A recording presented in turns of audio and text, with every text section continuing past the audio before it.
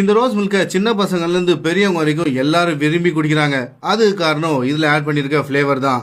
என்னடா இந்த பாட்டில் பார்த்து ரோஸ் மில்க்குன்னு சொல்கிறான்னு கன்ஃபியூஸ் ஆகாதீங்க. இது ரோஸ் மில்க் கிடையாது. ஆனால் இந்த பாட்டிலை வச்சு கிட்டத்தட்ட 100 லிட்டர் ரோஸ் மில்க் செய்ய முடியும். என்ன புரியலையா? இது ரோஸ் மில்க் செய்கிற எசன்ஸ். இதை வச்சு தான் அவங்க ரோஸ் மில்க் செய்கிறாங்க. இதுலேயே போட்டிருக்காங்க பாருங்கள். இன்க்ரீடியன்ஸ் பார்க்கறதுக்கு முன்னாடி இதை கலந்து முதல்ல காட்டிடுறேன், அதுக்கப்புறம் இன்க்ரீடியன்ஸை பார்க்கலாம்.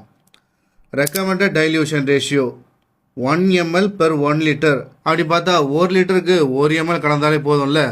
இருங்க வரேன். 1/2 லிட்டர் பால், ஆவின் பால், 6 லிட்டர் பால் எடுத்துருக்கேன். இவங்க கணக்கு படி 1 லிட்டருக்கு 1 ml ஊற்றணும். நான் 6 லிட்டர் ஊற்றிருக்கேன்.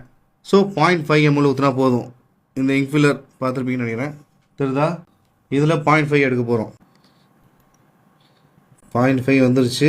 இதை நான் அப்படியே ஊற்ற போகிறேன். அதான் ரோஸ் மில்க் கலந்தாச்சு. வெறும் 0.5 ml இந்த 1/2 லிட்டர் பாலை ரோஸ் மில்காக கன்வெர்ட் பண்ணியாச்சு. இந்த பாருங்களேன், இந்த கலரு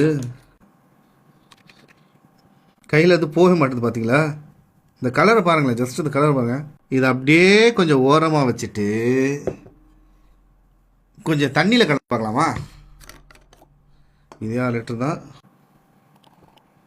எப்படி இறங்குது பாருங்கள் அந்த கலர். தண்ணியில் கலந்தோடனே கலரே மாறிச்சு பார்த்தீங்கன்னா. இந்த டிஃப்ரென்ஸை நீங்களே பார்க்கலாம். இதுதான் ரோஸ் மில்க், இதோட கலர். இதை தான் நம்ம குடிச்சிட்ருக்கோம். சாரி, இது மெயினாக நிறைய இப்போ சின்ன பசங்க குடிச்சிட்ருக்காங்க, விரும்பி குடிச்சிட்ருக்காங்க.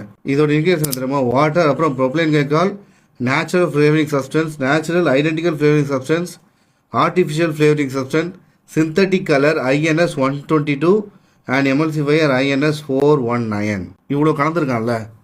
இதில் நம்ம ஜஸ்ட் நீங்கள் கூகுள் பண்ணி பார்த்தா ப்ரோபலைன் கிளைகாலால் நாசி, வாமிட்டிங், டிசினஸ், ஹெடேக் எல்லாம் வருமா? சரி, சிந்தட்டிக் கலர் INS 122 பற்றி பார்த்தா இது நமக்கு நல்லதே இல்லைன்னு போட்டிருக்காங்க. அது மட்டும் இல்லை, குறிப்பாக இது குழந்தைங்களுக்கு நல்லதே இல்லையா. இதால் குழந்தைங்களுக்கு நியூரோ பிஹேவியரல் ப்ராப்ளம் வருமா, அதாவது ஹைப்பர் ஆக்டிவ் வரும்னு போட்டிருக்காங்க. அது மட்டும் இல்லை, டைஜஸ்டிவ் ப்ராப்ளமும் வருமா. இவ்வளோ ப்ராப்ளம் இருக்கிறதுனால தான் இந்த கலரை எவ்வளோ கண்ட்ரீஸில் பேன் பண்ணியிருக்காங்க. ஸோ ஃபைனலாக நான் சொல்ல வேண்டியது ஒரே ஒரு விஷயந்தான். இதை முடிஞ்ச வரைக்கும் அவாய்ட் பண்ணிக்கோங்க. ஏன்னா இதில் இவ்வளோ கலர் கலந்துருக்கான். பாலில் கலக்கும்போது இப்படி இருக்குது, தண்ணியில் கலக்கும்போது எப்படி இருக்குது. 0.5 ml இவ்வளோ கலர் வருதுன்னா விற்கிறவன் கரெக்டாக 0.5 ml தான் கலப்பான்னு நிச்சயம் இல்லைல்ல. அதனால் முடிஞ்ச வரைக்கும் இதெல்லாம் அவாய்ட் பண்ணுறது உங்களுக்கு நல்லது.